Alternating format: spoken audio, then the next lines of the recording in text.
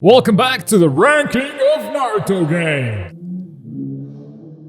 Last time around, we ranked the first Naruto games that made an effort in exploration, taking those first steps towards the dream open world Naruto game. Today, we're gonna do the complete opposite. We're gonna look at some of the weirdest gems in Naruto games history, with a game that makes Naruto fight snakes and birds, a fighting game that completely broke their entire roster by making half of it joke characters, and a sequel that decided to discard everything the first game did well. Will one of these games become the new best Naruto game of all time? Or maybe they will take the spot of the worst. Let's find out in today's episode of the ranking of Naruto games. Brought to you by Kaioken Clothing. This is the place where you can find streetwear inspired by your favorite shows. You can find a lot of Naruto inspired t-shirts, hoodies, and even masks. And in their mask collection, you'll also find the amazing Bush mask. That's right, Kaioken Clothing partnered with me to bring you guys this awesome Bush mask, and all proceeds go to charity. We actually just did our first donation with all the masks that have been sold so far, so thank you so much for buying them. If, on the other hand, you'd rather grab a t-shirt or hoodie, may I recommend browsing the remix section, as it includes a lot of unique takes on your favorite characters. All the designs are made by Kaioken Clothing, and they're exclusive to this store. So you can wear something that looks cool and still very unique. When you're ready to buy something, use the promo code GLOKU at checkout for a 10% discount along with free shipping. Thank you, Kaioken Clothing, for sponsoring this video. Also, since it takes a really long time to play all of these games so I can rank them properly on this show, I'm gonna start streaming them on Twitch. So if you'd like a more in-depth look at each one of the upcoming games, make sure to follow me, link also down below. Let's start with Naruto Ninja Council. For the first time in the ranking of Naruto games, we're going to be looking at a handheld console game, and the Game Boy Advance was an awesome platform, but it wasn't particularly known for action games. That said, the Ninja Council series had 8 games total, released in the West alone, so it must be doing something right? The first Ninja Council is where it all started. It's a fairly simple side-scroller beat-em-up. You can pick Naruto or Sasuke to play through the story, which is completely filler. And each one of them has their fair share of unique jutsu and an attack button that does one combo, and then you have a jump button. Yeah, that's it. There weren't a lot of buttons on the Game Boy Advance. And right from the get-go, you can see that this is gonna be a budget game. I mean, why else would Naruto be killing snakes? That said, the levels weren't as straightforward as simply walking to the right and killing everyone in your way. There were actually multiple levels with hidden rooms, and you would find collectibles, and if you got all the collectibles, you would unlock Kakashi by the end of it, which then allowed you to play as Kakashi through the entire story with his own jutsu and everything else. It had some platforming, which was as good as you would expect from a Game Boy Advance game, and even a few puzzles. Levels also gave you elemental scrolls that were used to overcome some obstacles. Each level would give you a different element, something they could totally build up on if they only let you keep the scroll after finishing a level. I could see a lot of interesting level design ideas being built around the different scrolls. Unfortunately, they never did that, so you were limited to holding one scroll at a time. Some of its limitations also show quite fast. Every time you turn around, the camera does this turn thing that is incredibly jarring. Enemies will be popping on screen randomly when they should be visible already. Combat is repetitive because your options are limited, and the enemies on screen don't force you to switch your tactics that often. And if you're having trouble, charging up a jutsu makes you immune, so you can always just stop, charge something up, and kill your enemies, if you have the chakra, of course. That said, boss fights were the coolest thing in this game. Each boss was unique, and this is where the game really shined. This was the only moment when the game forced you to think of when to attack and when to dodge. And it was complete with unique finishers. For instance, when you fight Kiba, you can defeat him normally, or you can fail to charge one of your jutsu, which will cause Naruto to fart, dealing insane damage to Kiba. It's full of little Easter eggs like this. So even if the levels were boring, at least the boss fights would propel you forward, because you wanted to see what's coming next. And it's awesome that you actually had unique finishers depending on whether you were playing with Naruto, Sasuke, or even Kakashi. Plus, unlockables gave this game some longevity. That said, it wasn't that fun to play thanks to all of its other problems. So we're gonna rank it at E. Not the worst Naruto game of all time. That award still goes to Ultimate Ninja. But let's see how the next game does in the ranking of Naruto games.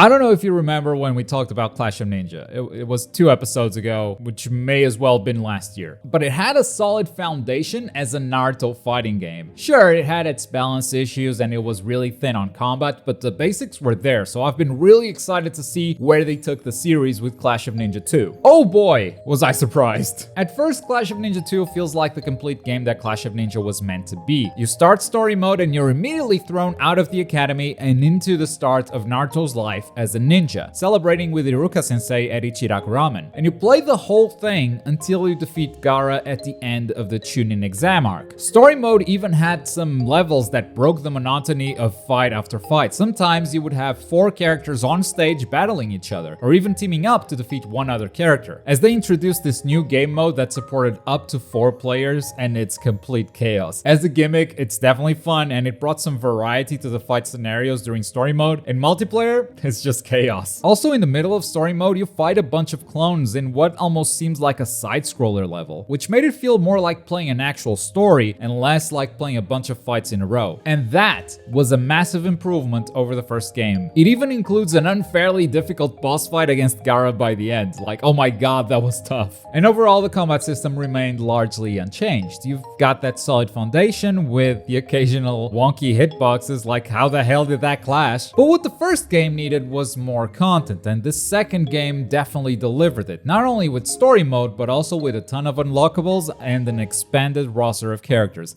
And in this game, expanding the roster is actually a big deal because every character is rather unique. It even includes Kankuro fighting with a puppet and everything, and that comes with a whole new set of rules. Everything you do in this game gives you money, which then you use to buy different game modes, new story missions, which will take place after the game's story, and yes, they're all filler, and even buy collectibles and characters, everything in the shop. And at first, it felt like a really good progression system, and then they inflate the prices like crazy. And after you buy the characters with those inflated prices, you quickly understand why they weren't available from the start. Instead of focusing on balancing the game, they absolutely doubled down on how broken their characters are. For instance, Sharingan Sasuke takes half of your health bar with 3 buttons, Sharingan Kakashi takes half of your health bar with a grab, and has a frame 1 parry that is really hard to punish. Rock Lee opens his gates, making his ultimate take 80% of your health bar, and it's an unblockable attack that teleports to your location. I mean, sure, he's losing health when he activates the gates, but damn, a tracking unblockable ultimate for 80%. And then there's the joke characters. You pick Akamaru and watch your opponent's attacks miss because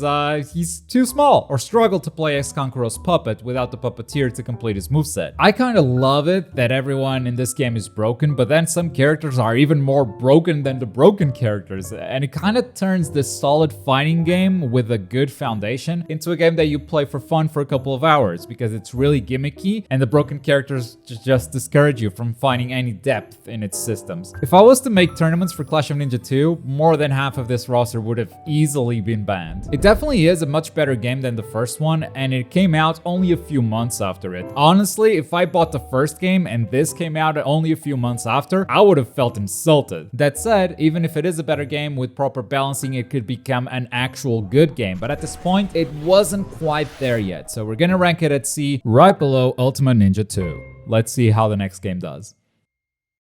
At the start of this video, I told you that the Ninja Council series had 8 games in total published in the West, which means I have a lot of Ninja Council left to cover, so let's move right on to Ninja Council 2. First impression isn't bad. The combat animations look a lot more fluid. You can now vanish teleport on command. The jutsu system is done with inputs instead of that old charging thing, though they did get rid of the chakra meter, which means you can't just kinda spam this thing. There's like an invisible cooldown system that only applies to some jutsu. It's weird. And last but not least, you can swap characters on the fly between Naruto, Sasuke, and Sakura. And when you beat the game, you even unlock Rock Lee, so he becomes a part of that rotation. So far, it's looking like it's gonna be a much better game, and then, right after the tutorial, the game hits you with this song.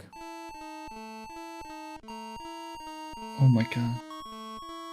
Oh my f***ing god.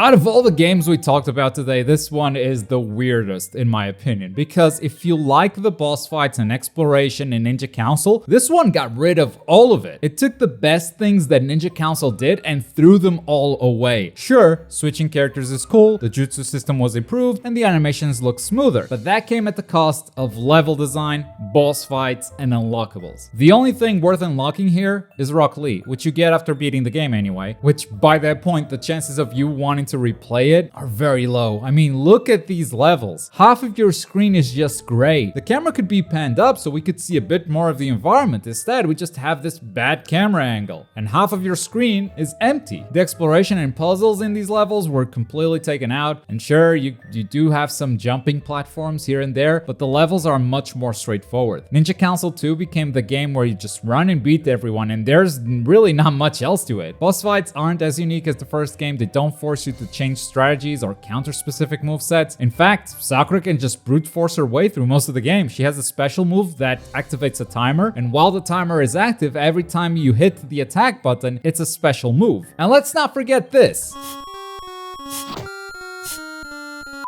I guess the story is canon now though. I never thought I'd say this, but I'd much rather have the filler if the canon is coming at the cost of everything else. It baffles me how much they misunderstood their value with their first game and how much worse the sequel ended up being. I thought the Ninja Council series would only go up from the first game, but we're actually gonna rank this below Ninja Council. So far below that it's actually gonna be our first F-rank game, making it the worst Naruto game of all time, at least so far. And that brings us to the end of this episode.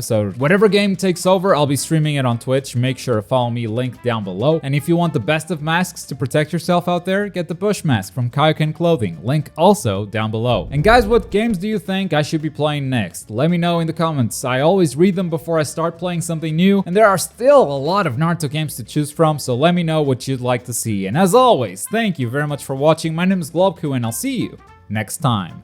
Bye!